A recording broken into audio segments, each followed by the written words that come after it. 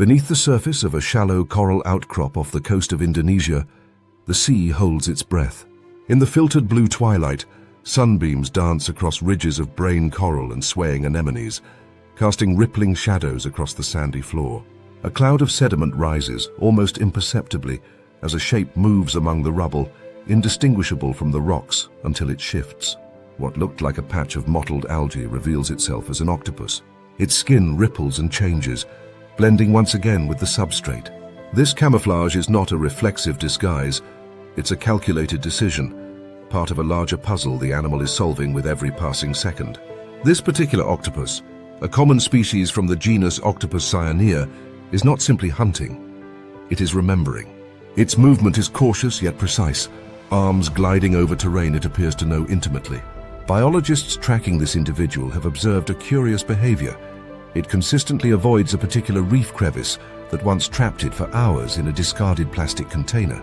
The event happened nearly 3 weeks ago, but the octopus has not forgotten. It navigates its route as if marking mental checkpoints, not just landmarks but temporal cues. It avoids the spot precisely during the tidal phase that previously brought the container wedged into the gap. During other tidal windows, it approaches without hesitation.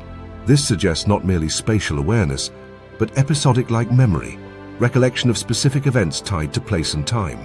In vertebrates, this kind of memory is tied to the hippocampus, but octopuses don't even have a centralized brain in the way we understand it. Instead, much of their neural processing is distributed. Nearly 2/3 of an octopus's neurons are located not in its head but in its arms. Each arm contains its own clusters of ganglia, acting like semi-autonomous units capable of processing tactile input, controlling motion, and even learning. In experiments, isolated arms have responded to stimulation and shown signs of independent learning. While it might sound like science fiction, the arms appear to hold and retrieve information locally, almost like having individual memory caches at the limb level. What's more, the octopus can coordinate these arms with astonishing precision, solving complex tasks like unscrewing jar lids, manipulating mazes, or disassembling shell defenses of prey without direct top-down command from a central node. Back in the reef, the octopus is hunting a shore crab nestled in a crevice. It doesn't strike immediately. Instead, it hovers, observing. One arm slowly extends forward, its suckers tasting the water. Another coils around to the opposite side of the rock.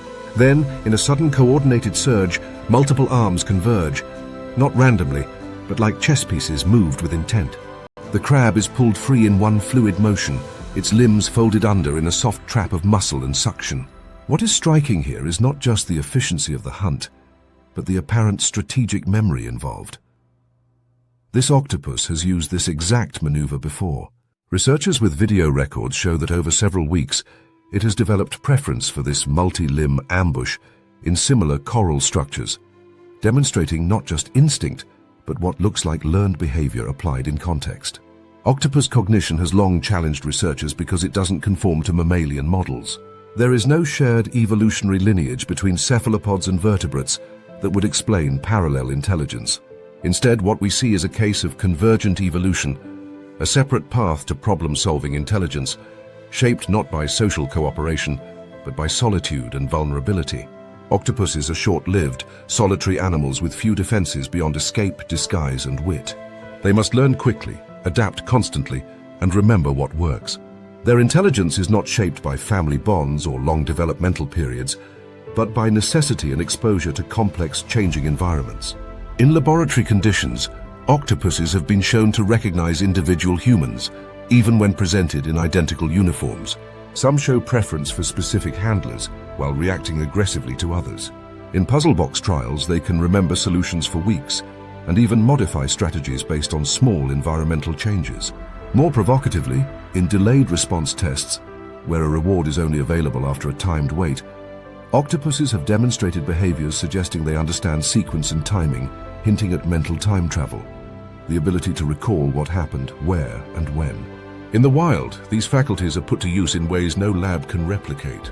Near a mangrove border in northern Australia, an octopus has constructed a shelter from coconut shells. It drags them across the sea floor, assembles them into a protective dome, then enters and seals itself in from predators. This act of tool use was once thought exclusive to higher vertebrates. But more fascinating than the act itself is how the octopus retrieves the same shells across multiple nights, remembers their locations, and even caches them for future use. It doesn't just solve a problem, it anticipates one. The implications for memory extend further. Some marine biologists speculate that individual arms, particularly the suckers, might form tactile memory maps. When an octopus explores a surface, it may be logging not only the shape and texture, but the context in which it encountered that object. This could allow it to recall not just what an object feels like, but whether it was dangerous, edible, or useful. One arm might remember a painful sting, another a successful pry. These decentralized memories must then be coordinated, blended into a cohesive strategy by the central brain, or perhaps even negotiated between limbs in real time. It's not unlike a team of engineers independently gathering data and then improvising a solution together on the fly. Such distributed processing presents a challenge to traditional neuroscience. If an octopus arm can learn independently, does it have subjective experience? Can one part of the animal remember something the rest does not?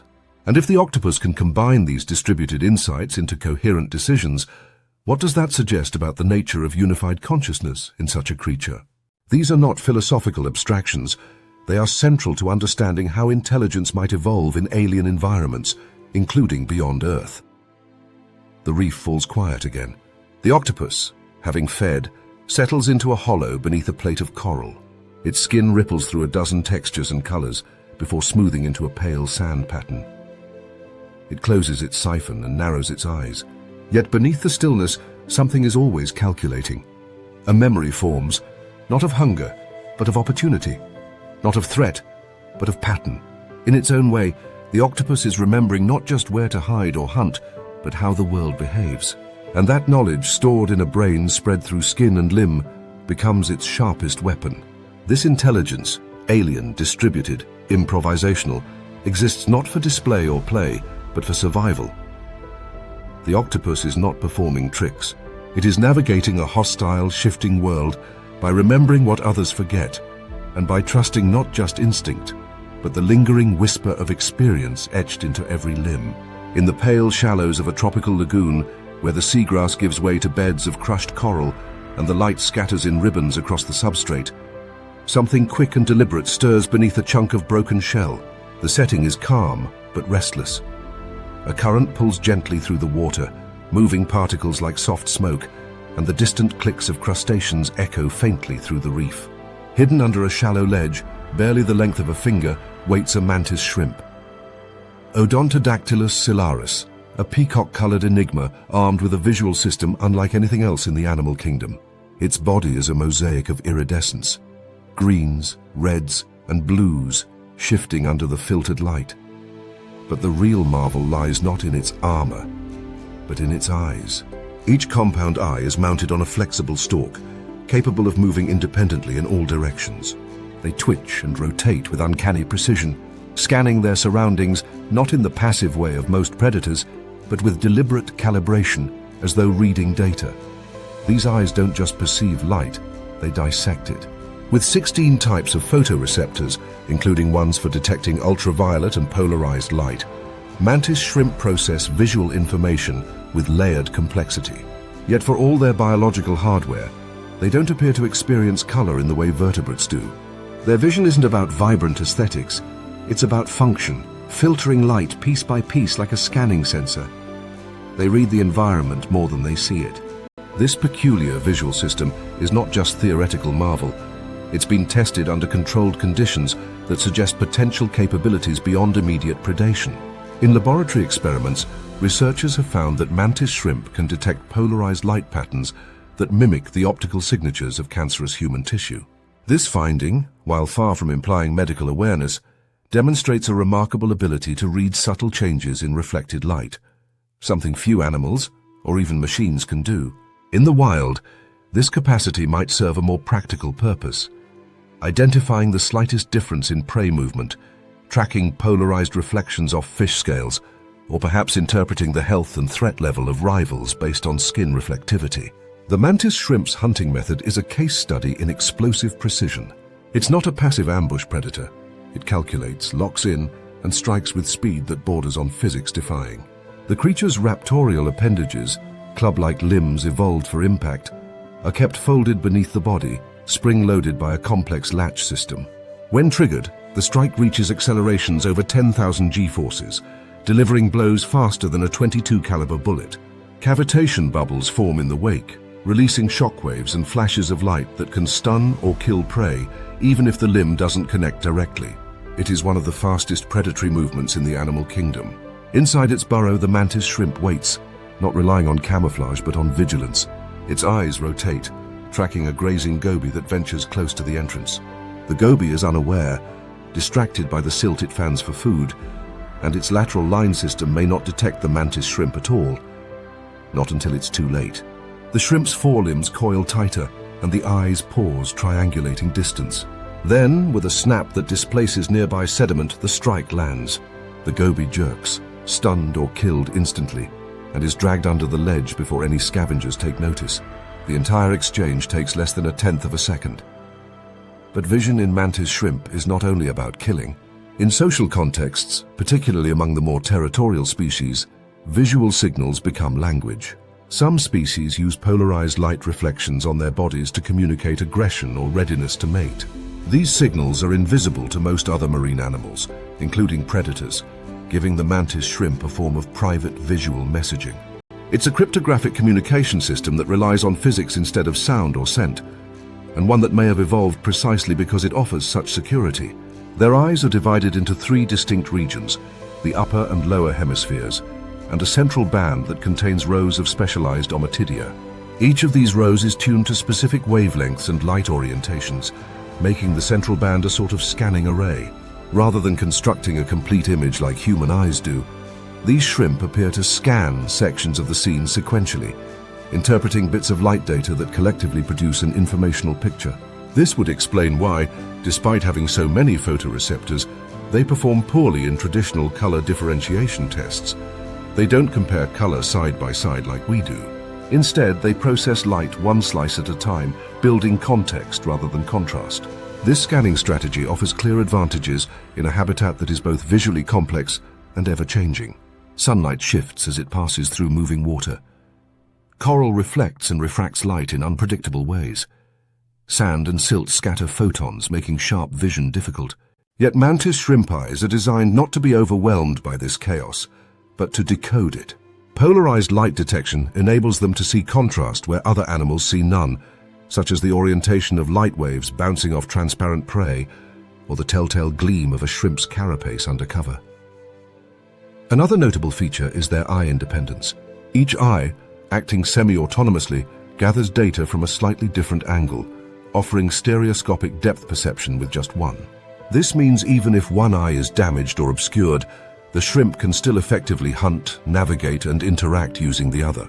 In combination with their rapid scanning and layered visual data, the result is a system that doesn't just perceive, it analyzes. Yet these animals are not invulnerable. They fall prey to larger predators like groupers and moray eels, especially in their vulnerable juvenile stages. But even here, vision plays a defensive role. Juvenile mantis shrimp are observed engaging in complex burrow construction, carving angled tunnels that bend light and conceal their presence from above. Their eyes, already adapted for photonic trickery, help them judge the safest orientation for these hideouts based on sun angle and water clarity. They are not just hiding, they are engineering concealment. In ecosystems where sight is often dulled by turbidity or camouflage, mantis shrimp use light itself as a tactical advantage. They interpret colors as gradients of physics. They use spectral clues to differentiate safe zones from death traps, to detect hidden prey behind a veil of distortion. And in doing so, they remind us that perception is not universal, that seeing is not always believing. It is calibrated, filtered, and sometimes deeply alien. The lagoon remains quiet in the aftermath of the strike. The goby's disturbance has already settled. The mantis shrimp retreats into its burrow, limbs folded, eyes still scanning. Another small crab approaches from the left, unaware. The shrimp does not move this time. It observes, calculates, and memorizes the pattern.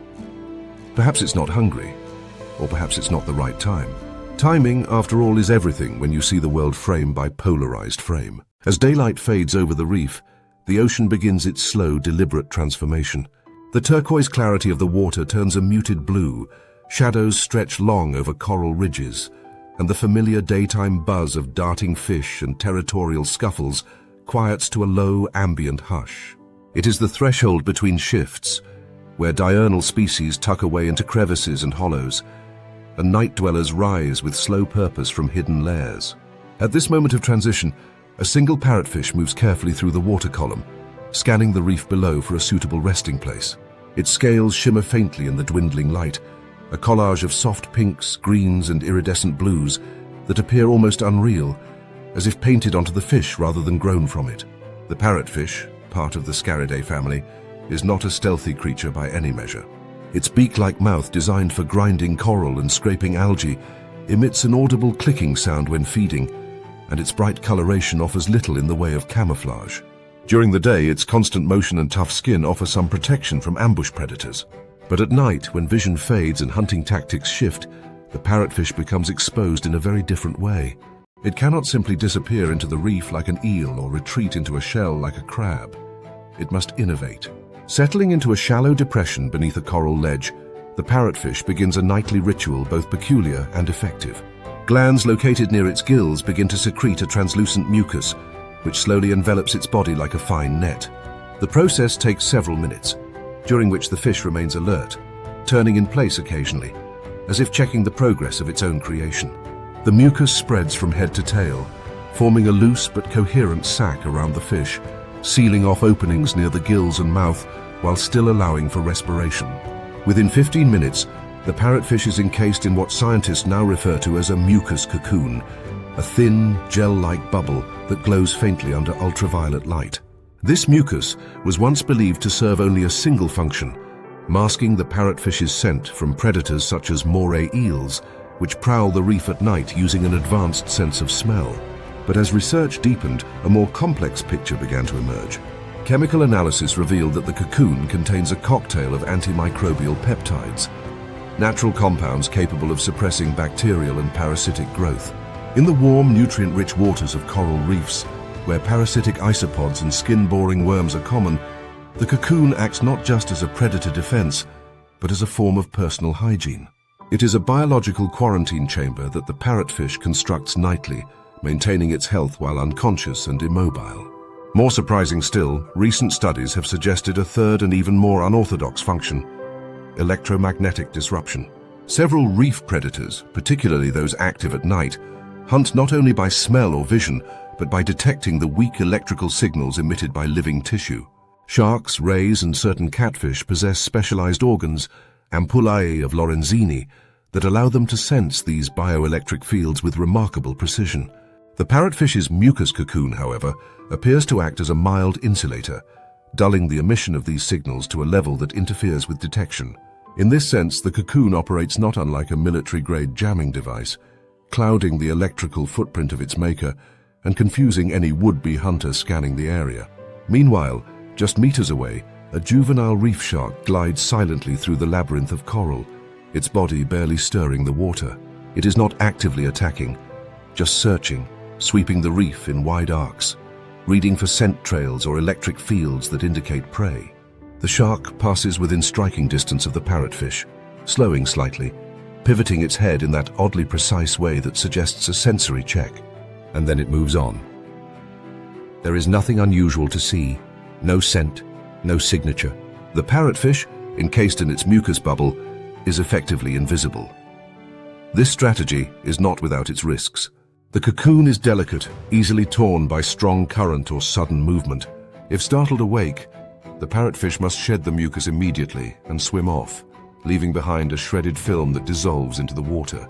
On occasion, this happens prematurely, alerted by the tremor of a passing grouper or the subtle flow change caused by a hunting eel. But when conditions allow, the parrotfish sleeps uninterrupted for several hours, protected by the layered functions of its organic armor. During the night, plankton blooms rise in the water column, and bioluminescent flashes flicker across the reef.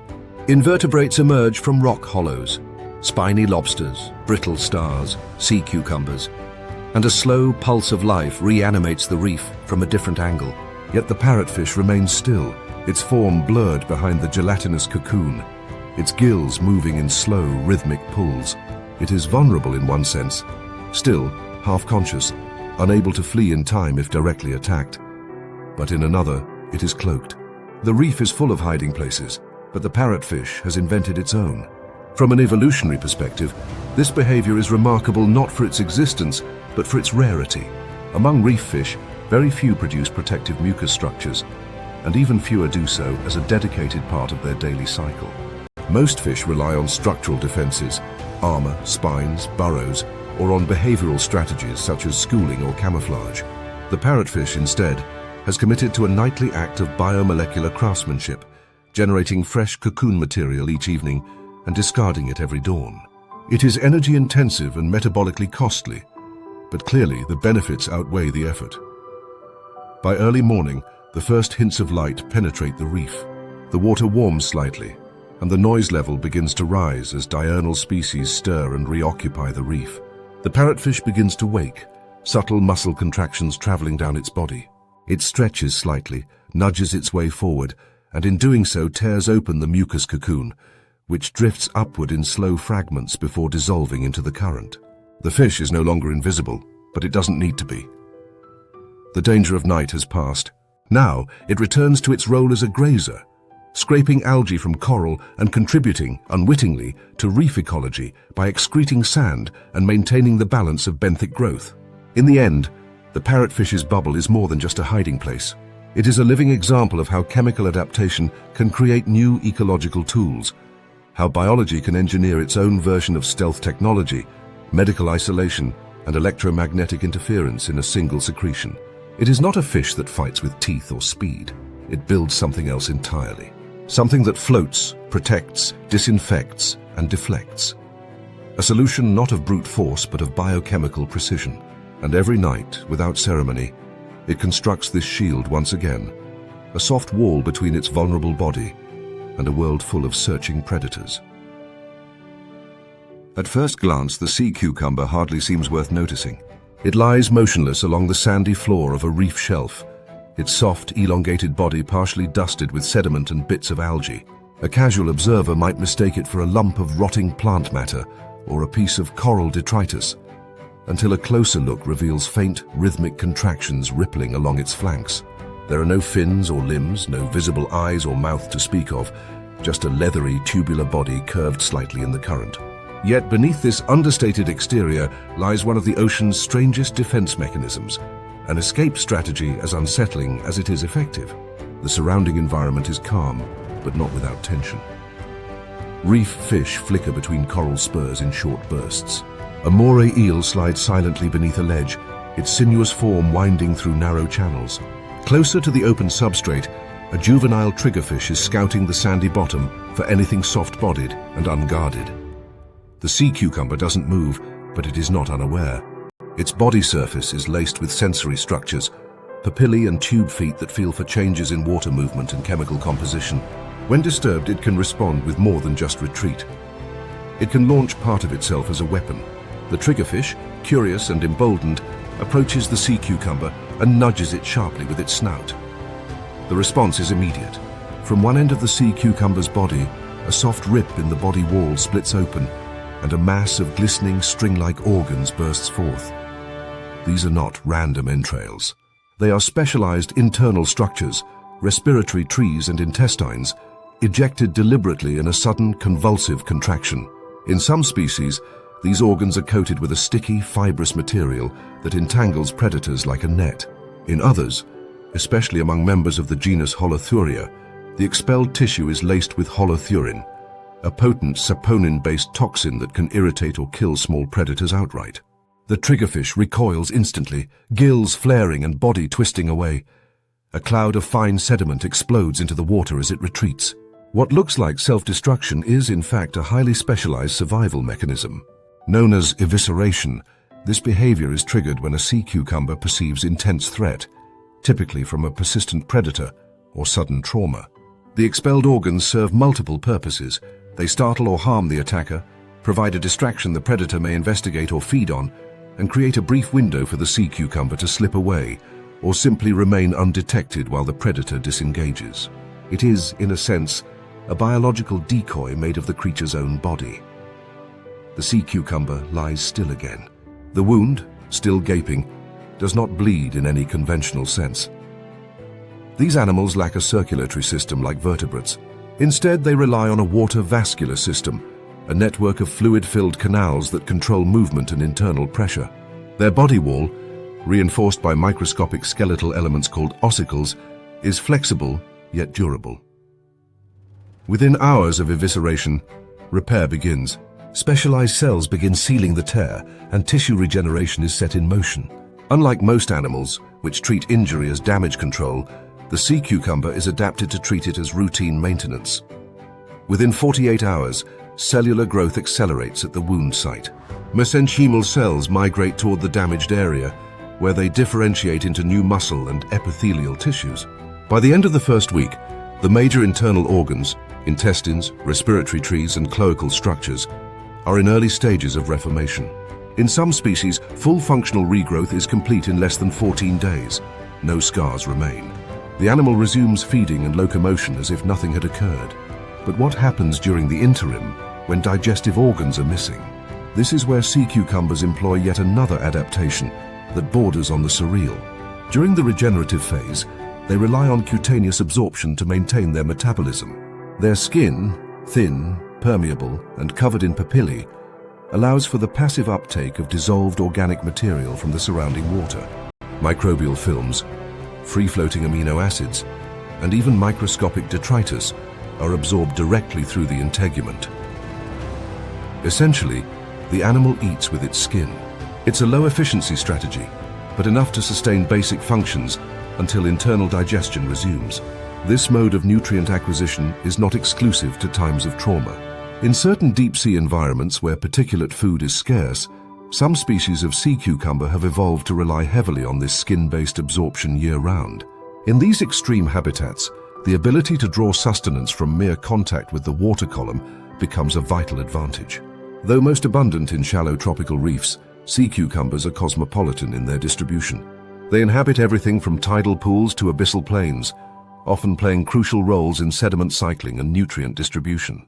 As they feed, typically by ingesting sand and organic particles, they process vast amounts of substrate, cleaning and oxygenating the seafloor in the process. Their presence influences benthic ecology, microbial diversity, and even the physical structure of sediment layers. In a very real sense, they help maintain the health and balance of marine ecosystems, yet they do so largely unnoticed, moving slowly and living quietly until provoked. Not all species eject their intestines in the same way. Some expel through the anterior end, others through the cloaca. A few even direct the expulsion out of specialized rupture zones in the lateral body wall. The expelled organs vary in content and toxicity depending on species and threat level.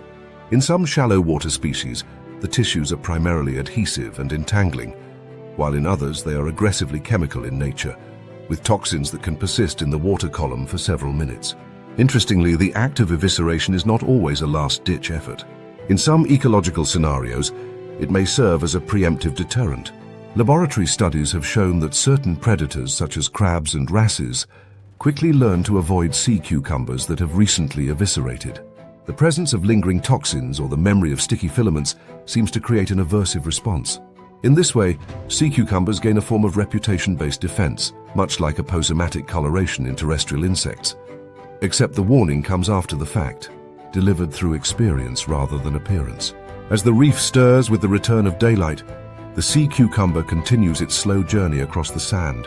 Undisturbed now, its earlier trauma already fading into the natural rhythm of recovery. Small invertebrates scurry nearby, and the substrate pulses with microlife. The patch of expelled viscera has dissolved or been scavenged, leaving no sign of the event behind. What remains is an organism quietly rebuilding itself from within, cell by cell, unbothered by the spectacle it created just hours earlier. There is no grand display here, no high-speed chase or violent clash. Just a soft-bodied invertebrate capable of dramatic self-mutilation, rapid organ regeneration, and passive nutrient absorption. Tools honed over millions of years to ensure survival in a habitat full of sharper teeth and faster reflexes. In a world where armor and agility dominate, the sea cucumber offers an alternative. Survive by being expendable, by weaponizing your own vulnerability, and by turning the act of being eaten into a form of resistance. It's not flashy, but it works. In the dappled shallows of a northern Australian mangrove estuary, where saltwater tides meet the tangled roots of coastal forests, the water moves with quiet certainty. Silt hangs suspended in the slow current, and the light shifts constantly as branches sway above, casting flickering patterns across the submerged world below. Here, in an environment where visibility is limited and direction is easily lost, a translucent shape glides forward. It is nearly invisible, a faint shimmer against the shifting backdrop, its form barely more substantial than the water itself.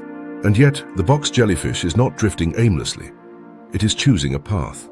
At first glance, it is difficult to believe such a creature can navigate anything at all. The box jellyfish, or Chironex fleckeri in its most notorious form, resembles little more than a pale cube with trailing tentacles, a ghostly gelatinous body pulsing gently through the shallows. But this soft-bodied invertebrate conceals a visual system that, for an animal without a brain, borders on the extraordinary. Arranged in 4 rhopalia, club-like structures at each corner of the bell, are clusters of eyes, totaling up to 24 per individual. These include both simple light detectors and fully developed lens eyes with cornea, retina, and even a pupil. 2 of these eyes, in each rhopalium, are capable of forming images and detecting color, and they face both upwards and downwards, allowing the jellyfish to simultaneously monitor the surface above and the obstacles below. What makes this setup so unusual is not simply the presence of eyes, but their independence. Each rhopalium acts as a semi-autonomous processing unit, feeding visual information not into a single central brain, which the jellyfish lacks, but into a distributed neural network embedded within its nerve ring. This decentralized system coordinates movement, adjusts swimming direction, and appears to store information about the environment. When tested in laboratory settings, some species of box jellyfish have shown the ability to avoid obstacles they encountered minutes earlier, even when those objects are no longer visible. Others have demonstrated path-learning behavior inside aquatic mazes, navigating around barriers and favoring familiar routes over unfamiliar ones. For an animal long assumed to operate purely on reflex, this suggests something closer to spatial memory. Drifting through the mangroves, the jellyfish moves with consistent rhythm, its bell pulsating at measured intervals. It avoids submerged roots, detouring around snags that could entangle its delicate tentacles. These movements aren't reactive twitching. They are anticipatory.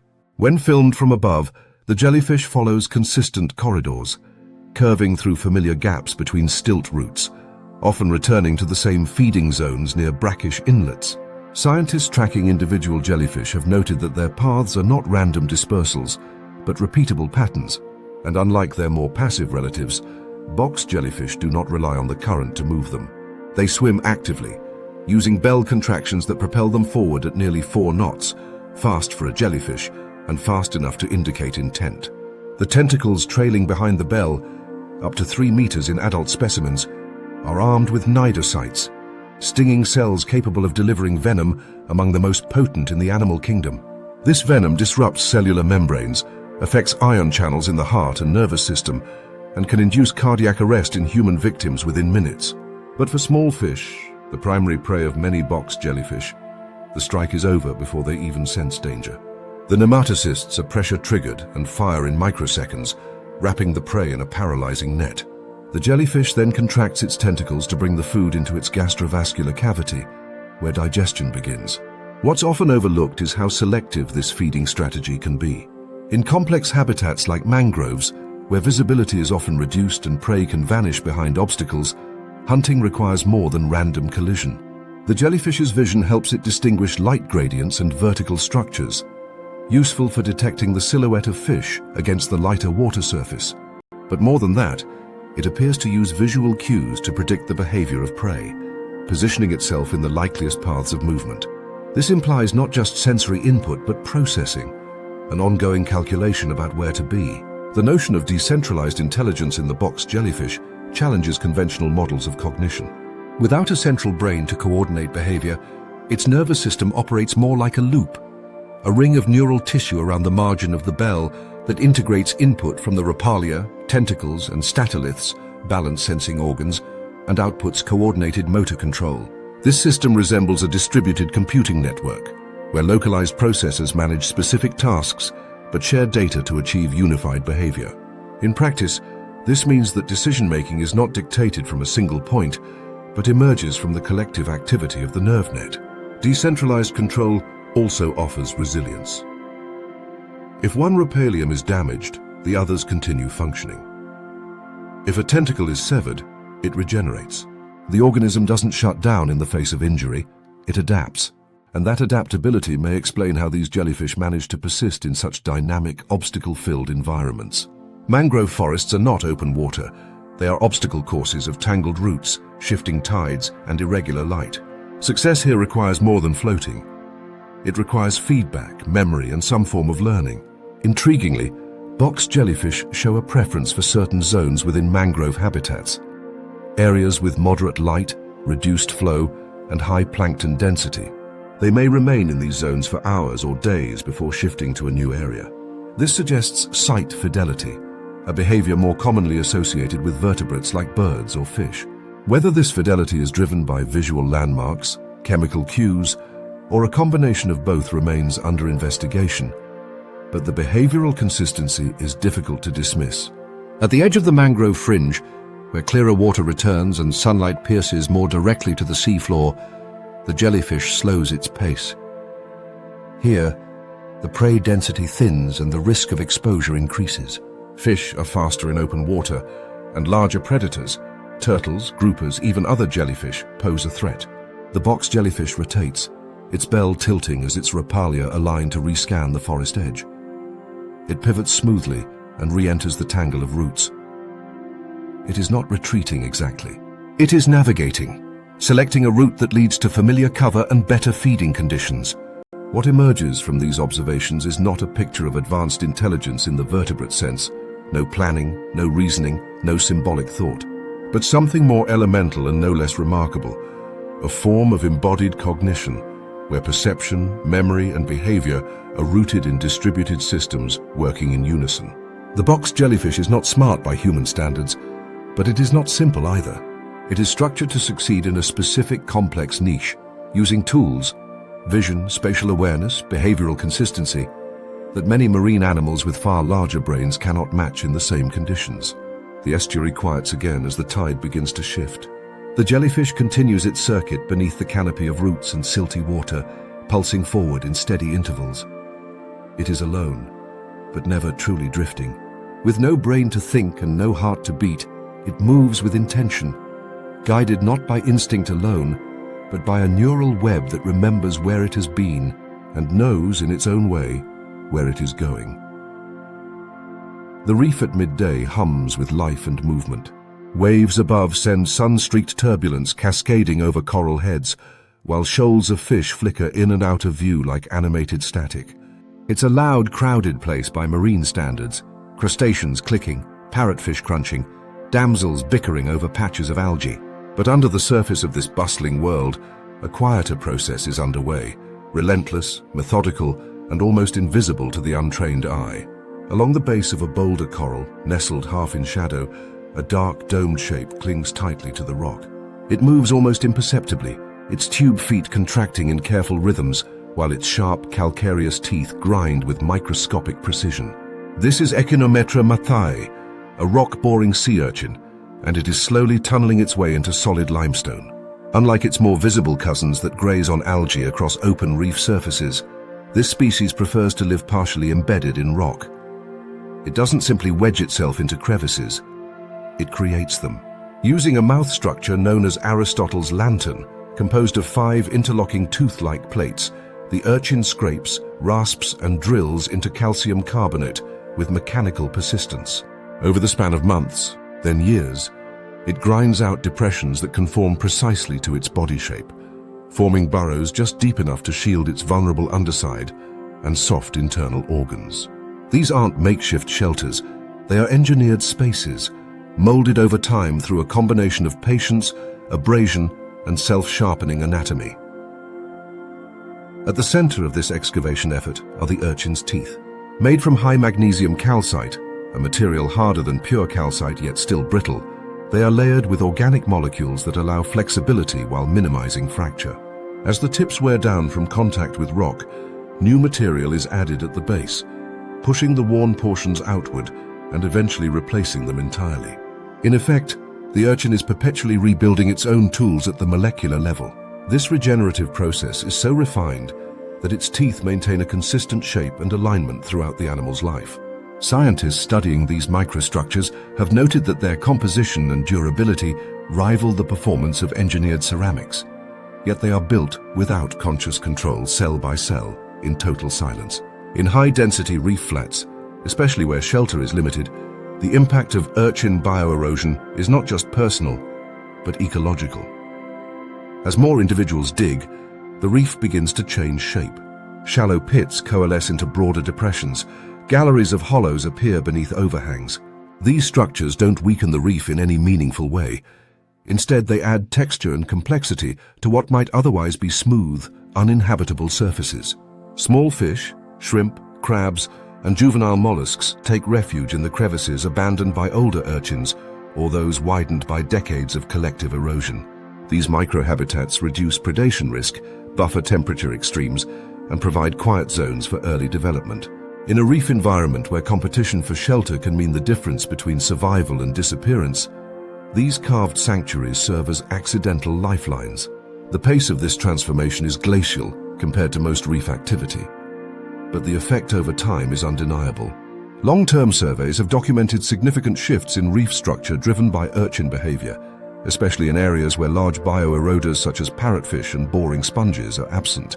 Urchins tend to work deeper and more precisely than other bioeroders, and their modifications persist across generations. A burrow carved today may house a damselfish fry next year, a cleaner shrimp the year after, and a different urchin decades later, expanding the space still further. It is slow construction, not for architecture's sake, but for function, and yet the consequences are ecological design. Predators, however, pose a constant risk. Triggerfish and wrasses specialize in cracking through urchin armor, flipping them over to expose their vulnerable mouthparts. Even an urchin embedded in rock is not invulnerable. To survive, they rely on their spines, long, sharp, often toxin-tipped projections that deter direct attack.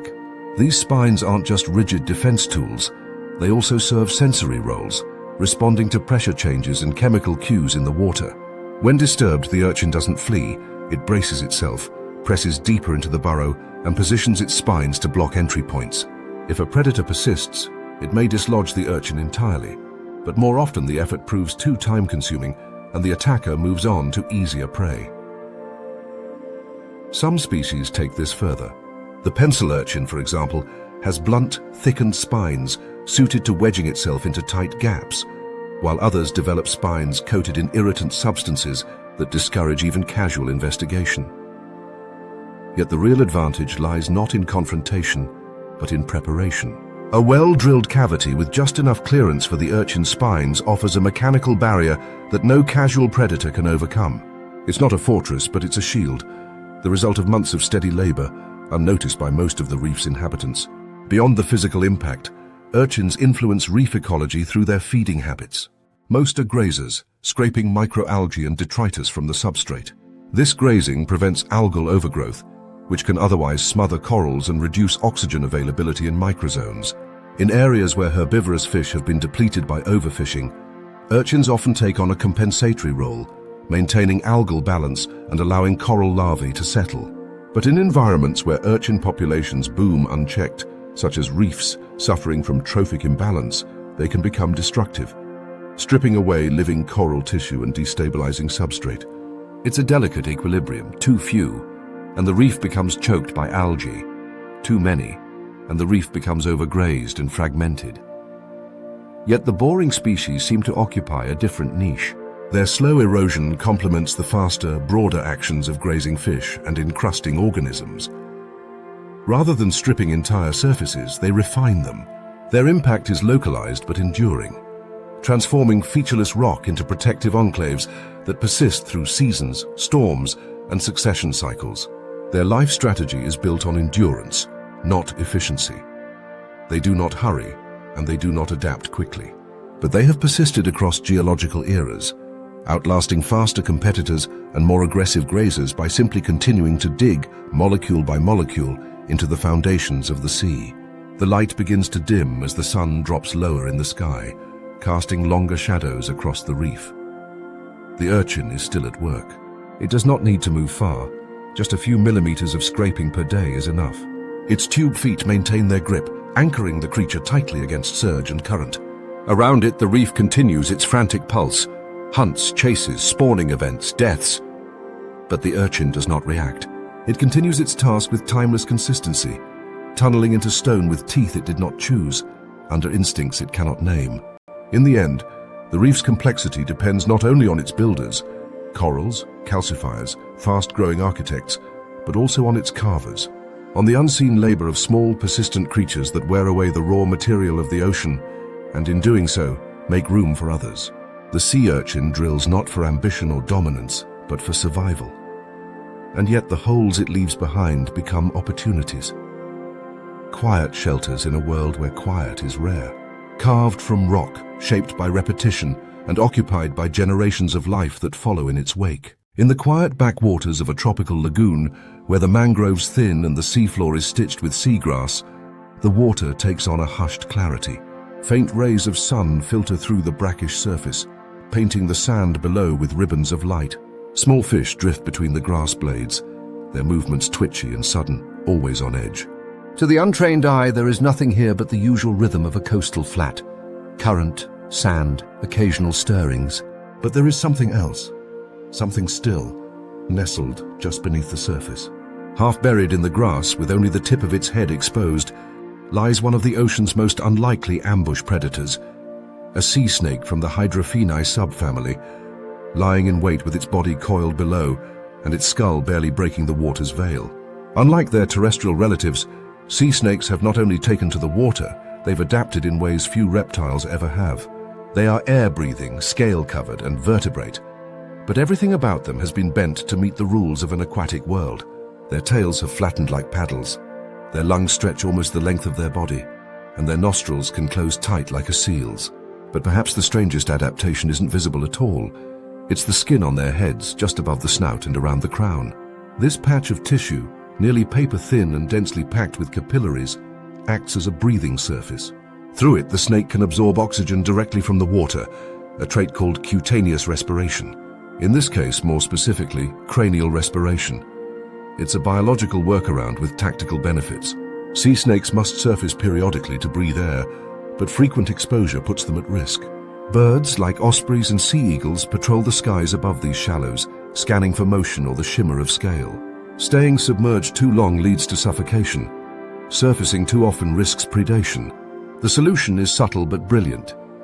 A system that allows the snake to keep its narrow head exposed, either resting just under the water or against the sediment, while absorbing enough oxygen to remain still for long periods, sometimes hours, without needing to rise for a full breath. It's a form of aquatic patience few air-breathing predators can match. From its position in the grass bed, the snake waits. A goby stirs nearby, foraging just centimeters away, unaware. The snake's tongue flicks, testing the chemical signature of its surroundings. Its eyes remain fixed forward, and its body does not twitch. Movement is saved for the moment that counts. With most of its form hidden and its metabolic rate slowed, the animal is an efficient ambush engine, a predator fueled by stillness. When the strike comes, it is swift and deliberate. Sea snakes don't constrict or chew. Their fangs, small but hollow, are built to deliver venom fast. The venom composition is highly specialized, neurotoxic, targeting the prey's nervous system, and often accompanied by myotoxins that break down muscle tissue. For the small fish and eels they typically hunt, this means paralysis in seconds. The snake delivers the bite, releases immediately, and waits. No struggle, no chase. The prey flails, then drifts. The snake repositions and swallows the prize whole, head first, with unhurried certainty. What's unusual about this strike is not just the delivery, but the ecology behind it. Sea snakes, unlike many venomous land snakes, often hunt in tight environments: coral crevices, dense seagrass, narrow reef caves. This makes fast withdrawal after the strike essential. A fish trapped in a crevice can be difficult to extract, so the snake's venom is tuned to immobilize instantly. In some species, the venom is among the most potent of any reptile. Yet these snakes pose little threat to humans unless harassed or handled.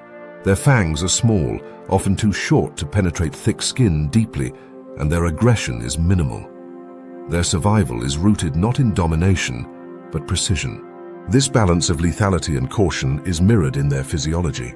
While some sea snakes surface every 30 minutes, others, especially those employing cranial respiration, can remain submerged for 2 to 3 hours if undisturbed. Their lung isn't just for air, it helps with buoyancy control, allowing them to stay neutrally buoyant in mid-water or slightly negative along the substrate, using just subtle body movements to reposition.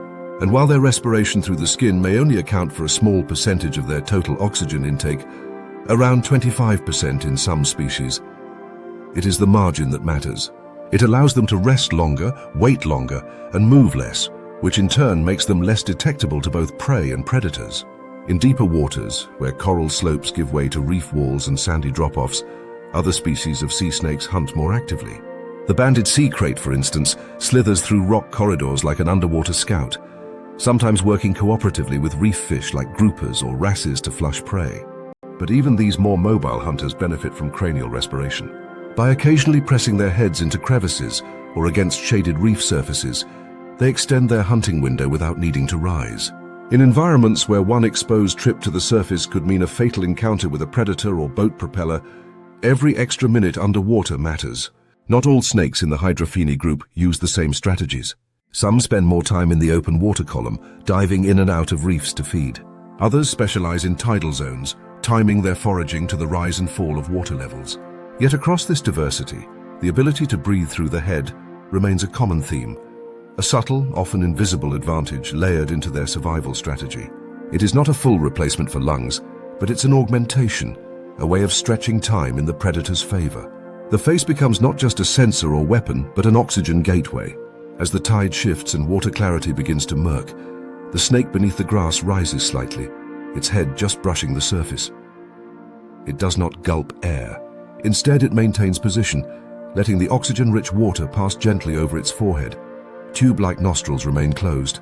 The snake remains submerged, unhurried, confident. It is not idle. It is charging, waiting, sustaining. With few external displays and no overt drama, sea snakes operate in the quiet corners of marine systems. Efficient, strange, and often overlooked. Their evolution is not a triumph of speed or brute force, but of adaptation through refinement. With no gills and no real arms to manipulate their world, they've hacked the problem of breath. In doing so, they've claimed a hunting strategy few others can match. Invisible patience, submerged precision, and the ability to vanish into their element by simply not surfacing at all. In the silent battle between predator and prey, the one who waits longest often wins, especially when it can breathe through its skull. In the humid stillness of a tropical estuary, the waterline pulses with the gentle inhale and exhale of the tide. Mangrove roots rise like scaffolding from the shallows, casting long, gnarled shadows on the brown-green surface. Above, the air buzzes faintly with insects and the chirr of distant birds, but below the water, all is still. A muddy bank seems empty, until a ripple, barely perceptible, disrupts the surface. From the shaded edge of a submerged channel, two eyes rise, low and flat, riding just above the waterline. They belong to Crocodilus porosus, the saltwater crocodile, the largest living reptile on Earth and among its most misunderstood travelers. Despite their reputation as river-bound ambush predators, these crocodiles are far more than territorial lurkers of swamps and deltas. Adult males in particular are capable of long-distance marine travel. Using a suite of finely tuned physiological and behavioral adaptations, they navigate brackish channels, tidal zones, and open stretches of ocean with calculated precision. Their range stretches from India to northern Australia, across thousands of kilometers of coast, reef, and island systems. But this mobility is not a product of random wandering. It is guided in part by environmental cues most animals would never detect. Gradients of salinity, tidal shifts, and even lunar cycles. From its shallow perch, the crocodile lowers its eyes, submerging completely with no visible movement. Its body, over 5 meters long and armored in rough, ridged scales, slips into the current without effort. Its limbs fold close, tail swaying slowly in a wide serpentine motion. Crocodiles are not fast swimmers in open water, but they are efficient ones. Buoyed by fat reserves and aided by their massive lung capacity, which allows them to stay submerged for over an hour, they drift with the flow, conserving energy while letting the tide do the work, and they know when to move. Along coastal regions, salinity levels rise and fall with the tides. Saltwater crocodiles possess salt glands in their tongue that excrete excess sodium, allowing them to survive in marine environments that would dehydrate or poison most reptiles.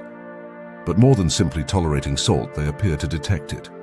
Recent research suggests that their sensitivity to changing salinity may serve as a trigger, signaling when estuarine boundaries are shifting, when new prey-rich regions are opening, or when certain routes become viable with incoming tides.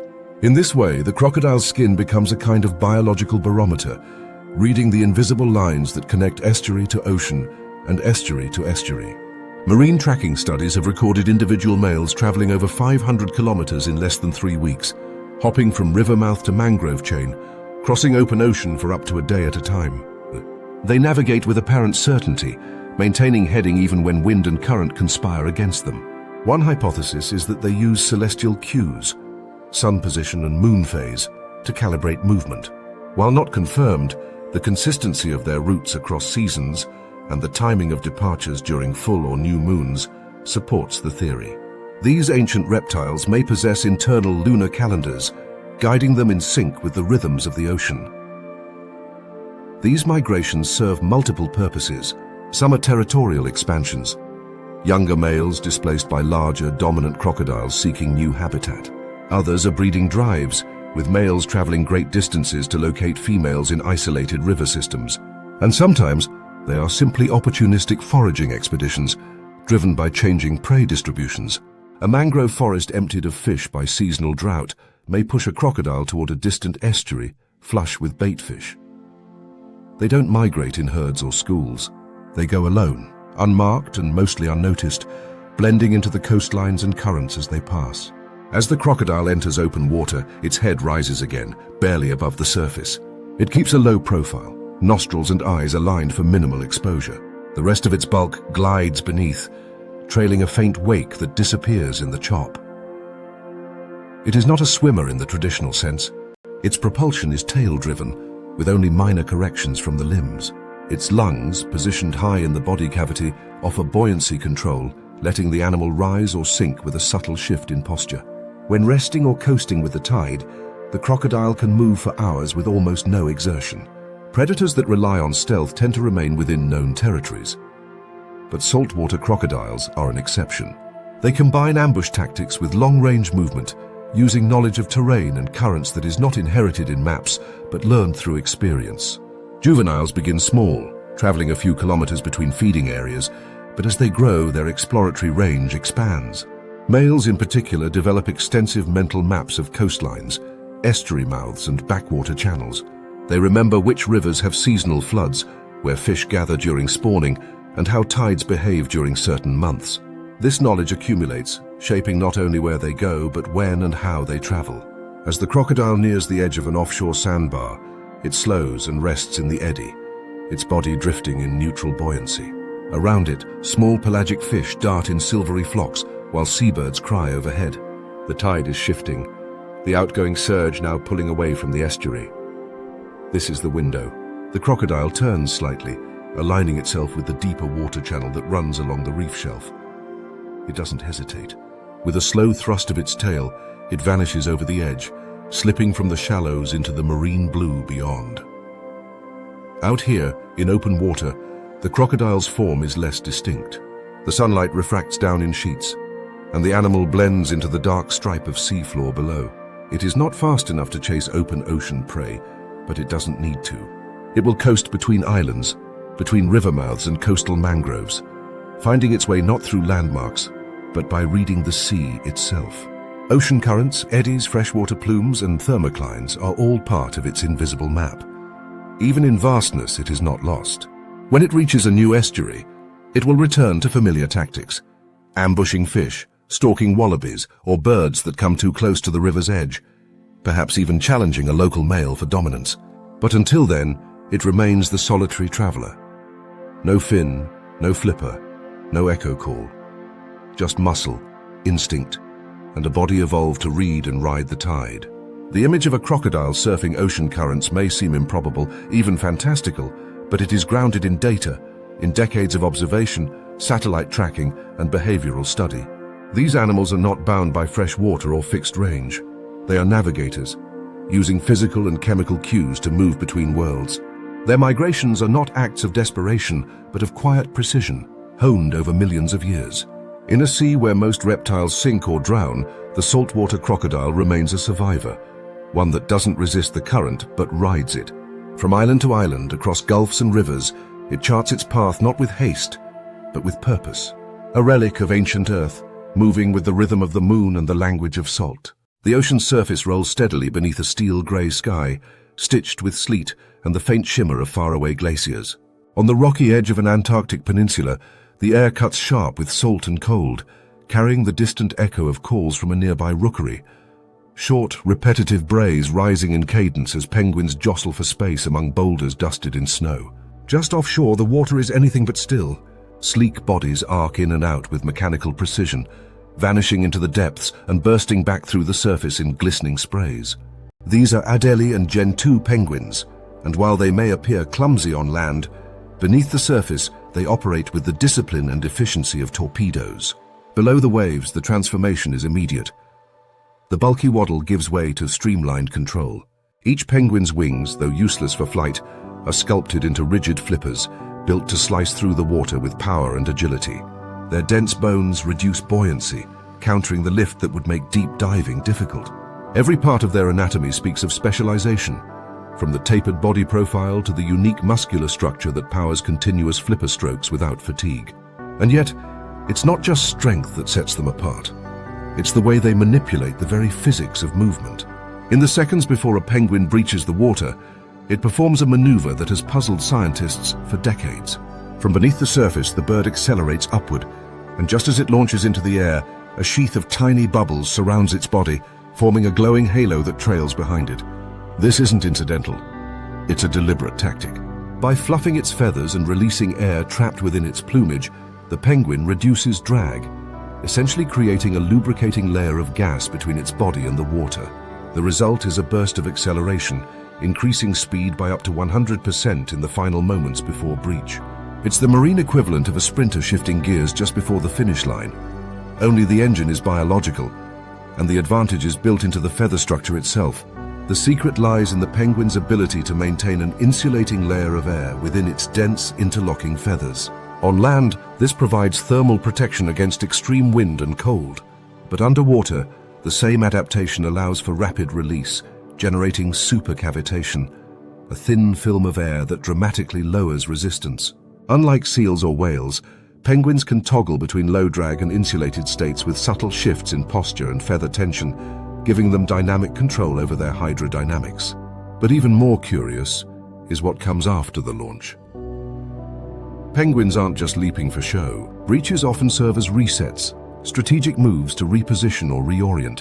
When hunting krill or fish in dense schools, these aerial maneuvers allow them to loop above the swarm, dive again at a new angle, and intercept prey from a direction the school hasn't yet reacted to.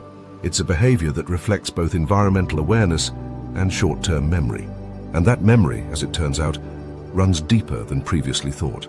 In the labyrinthine terrain beneath sea ice, where cracks, crevices, and tunnels form complex 3D mazes, penguins display a navigational ability that suggests more than instinct. Studies using time-depth recorders and underwater GPS proxies have revealed that individuals often follow identical routes on repeated foraging dives, not just broadly, but down to the precise angle and depth. When the terrain changes due to ice shift or melt, they quickly adjust, but only after visibly checking previous access points. This pattern indicates spatial learning, the ability to form and recall a mental map of their environment. And in the case of emperor penguins, which must travel kilometers under ice to reach open breathing holes, that map may include not only spatial dimensions, but timing cues as well, judging current and drift patterns to match previous surfacing intervals. Such behavior implies advanced hippocampal function, the region of the brain associated with memory and navigation in mammals and birds. In penguins, though smaller in absolute size, this region appears especially well developed relative to brain volume. It supports not only route optimization during hunting, but also rapid learning in dynamic environments, such as during predator evasion. Leopard seals, for example, often patrol known dive exits. Penguins caught in pursuit will frequently abort standard escape paths, reroute through alternate terrain, and emerge at offset locations, suggesting they store multiple exit strategies, a behavior rare in non-mammalian vertebrates. Even more fascinating is how this navigational intelligence develops. Juvenile penguins, once fledged, spend a brief transition period following adults to sea, but soon venture out alone. Their survival depends on quickly learning to recognize not just landmarks, which are minimal in the ocean, but gradients of light, temperature, and current. Over time, they refine these cues into a working map of the hunting grounds, returning to favored fishing areas even after months away. This long-distance orientation hints at mechanisms similar to those used by migratory birds, possibly involving geomagnetic sensitivity, though the exact method remains under study. While penguins are often portrayed as uniform and comical, their behavior underwater is anything but simple. Different species exhibit distinct diving strategies. The gentoo, for instance, prefers shallow, high-frequency dives, rapid descents and ascents in short bursts to chase schooling fish. The emperor, in contrast, performs deep, prolonged dives, sometimes exceeding 500 meters, reaching zones few other birds can access. This stratification reduces interspecies competition and reflects evolved specialization in both physiology and behavior. Yet all of them share the same basic toolset: precise control of movement, sensory integration, and spatial memory that allows them to exploit a difficult, ever-changing environment with minimal margin for error. Even in the chaotic conditions of a storm-swollen sea, penguins remain effective. Their low profile and tight flipper strokes give them stability in rough water. They navigate not by vision alone, which is impaired in turbid or dark conditions, but by a combination of proprioception, pressure sensing, and echo cues bouncing off ice or rock. Observations suggest that penguins can estimate depth and orientation in complete darkness, indicating not just passive adaptation, but active sensing of their surroundings. On the surface, a small cluster gathers atop a rocky perch, feathers slicked tight against their bodies. One, having just emerged from a long dive, shakes its head and leans forward, scanning the surf. With a low crouch and a short, controlled hop, it dives again, vanishing beneath a curtain of bubbles. Below, it folds into its pursuit posture, head down, wings tucked, tail adjusting like a rudder, and accelerates toward a shimmering bait ball ahead. The school begins to break, but the penguin doesn't charge blindly. It banks left, cuts upward through the edge of the swarm, and with a twist, intercepts a stray anchovy attempting to flee the opposite direction. It's not brute speed that secures the catch. It's anticipation, the ability to predict movement in a fluid space, make moment-to-moment decisions, and store that knowledge for the next opportunity. Beneath the awkward exterior lies a strategist, a rocket-bodied predator shaped not just by pressure and temperature, but by time, memory, and awareness of space. The penguin is not flying underwater, it is thinking there. One bubble-wrapped dive at a time. In the soft churn of a tidal morning, when the sea is neither calm nor wild, but rests in its in-between state, the surface seems almost thoughtful. Light moves across it like a language, layered, flickering, refracted into codes that only certain eyes can read. Beneath that surface lies a world that operates on rules far older than memory, shaped not by linear plans or central minds, but by an intelligence distributed across bodies, tissues, limbs, and even skin. These are not creatures that strategize in the way humans do, but they solve problems, navigate mazes, interpret signals, and modify behavior with a level of complexity that challenges everything we assume about what it means to think. At the outer edges of a coral shelf, a mimic octopus uncoils from its flattened pose on the seafloor. It has spent the last hour impersonating a flounder, gliding across the sand with arms extended and body flattened to resemble the bottom-dwelling fish. It wasn't hiding from anything in particular, it was preparing, testing light angles, current flow, and predator routes before it begins its hunt. When the time is right, it shifts form again, this time into the striped shape of a banded sea snake, deterring a nearby damselfish colony just long enough to slip between them and reach a crab buried in the rubble. It is a series of behaviors performed with no central instructions, each limb coordinating locally, yet reacting with astonishing coherence. In the octopus, cognition is not housed in a brain alone, but braided through arms that taste and touch and decide independently, like regional processors in a decentralized system. It is not mindless camouflage. It is adaptive mimicry with intent, memory filtered through movement. Just meters away in the open water column, a mantis shrimp scans its surroundings with eyes that twist and pivot like mounted sensors. Its vision isn't high resolution in the way mammals understand, but it is hyperspectral, sensitive to ultraviolet and polarized light, capable of detecting the angle and quality of photon reflection. This scanning system does not feed into a panoramic image as ours might. Instead, it performs sequential light analysis, reading the environment line by line, wavelength by wavelength. What emerges is not a picture but a map of information, a polar-coded blueprint of prey movement, scale health, or threat proximity. Its raptorial limbs, spring-loaded and capable of cracking shells or glass, don't move without calculation. The strike is based on judgment calls shaped by light geometry and neural weighting, not impulse alone. Elsewhere, on a reef ledge where the water is dense with particulate matter and light filters in like smoke, a parrotfish hangs motionless, half hidden beneath a coral overhang. The faint glow of dawn has triggered a reflex, not to flee, but to build. Its glands begin secreting a thin mucus that gradually forms a cocoon around its body. This is not just a blanket or shield, it's a biochemical device. The mucus not only masks the fish's scent from olfactory predators like moray eels, but is also laced with antimicrobial properties that protect it from skin-boring parasites during its vulnerable sleep. Even more curious is the suspicion among researchers that this cocoon may also function as an electric dampener, a potential disruptor of the low-frequency electric fields emitted by all living organisms and detected by sharks and rays. If true, it means this fish engineers a nightly zone of sensory invisibility, a kind of passive cloak built from its own biology. Nearby, a box jellyfish pulses gently through the mangrove shallows. It has no brain, no spinal cord, and no single point of control. Instead, its four corners house clusters of eyes and sensory organs, rhopalia, each capable of visual processing, motion detection, and balance control.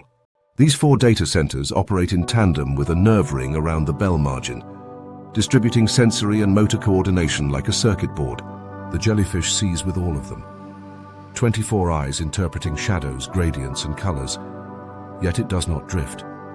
It chooses routes. In studies, individuals have demonstrated the ability to remember and avoid obstacles they encountered earlier, even after they've been removed. Somehow, through this floating nerve net, a memory forms, not abstract but spatial. The jellyfish navigates by what it once collided with, a kind of learning without learning center. Across the reef, in the crevices between coral fingers, sea cucumbers sift sand with mouth tentacles, digesting organic detritus and releasing cleaner substrate in return. They appear sluggish, but their defenses are deeply strategic. When threatened, they expel their own guts, laced with toxic holothurin, in a sacrificial distraction that poisons or entangles predators. The organs regrow in days, and in the meantime, the cucumber absorbs nutrients directly through its skin. Its entire digestive protocol is modular, ejectable, and renewable, like swapping out a battery mid-battle. This is not mere resilience. It is a system that adapts to interruption with anatomical fluidity. Beneath the surface of all these behaviors runs a common thread: intelligence without hierarchy. Many of these animals do not possess what we traditionally call a brain, or if they do, it does not act alone. Their cognition is spatial, physiological, sometimes chemical. They solve problems through distributed architecture, with arms, skin, eyes, limbs, or internal feedback loops that learn and adjust in real time. The ocean does not reward centralized control. It demands flexibility, constant sensing, and the ability to adapt when conditions shift not yearly, but hourly. Consider the sea snake, resting on the seafloor with its slender head exposed just enough for gas exchange. Its head alone can absorb oxygen from the water, thanks to specialized vascularization, allowing it to remain hidden and motionless while maintaining oxygenation. This creates a strategic hunting posture, reducing detection by predators and prey alike. In environments where surfacing means exposure, this hack gives the snake hours of stillness. It is not just an adaptation for breath, but an interface between biology and environment, a respiratory compromise converted into tactical advantage. Further offshore, in the path of the moon-driven tides, A saltwater crocodile begins its migration. It has read the salinity gradient with its tongue, felt the tide shift under its belly, and timed its departure with the lunar cycle. It will cross open ocean on nothing but fat reserves and memory, surfing currents from estuary to island with no need for maps or markers. It doesn't require higher cognition to navigate, only a finely tuned feedback system that registers changes in salt, pressure, and lunar rhythm. The ocean itself becomes the compass. And then there are the penguins, diving beneath Antarctic ice shelves, navigating submerged tunnels, timing their exits, and coordinating bubble-assisted launches that reduce friction and increase acceleration. Their brains map terrain in 3 dimensions, storing the contours of sea ice and fish swarms in memory. When obstacles shift, they adjust. When routes fail, they reroute. Their cognition isn't mechanical, it's spatial, predictive, and adaptive, shaped by the needs of a body that flies through water but cannot breathe it. Taken together, these organisms represent a kind of alien intelligence, not foreign in origin, but foreign in form, one that thinks through diffusion, through pressure, through muscle reflex, skin sensors, and bioelectric feedback. It doesn't centralize thought in a cerebral core.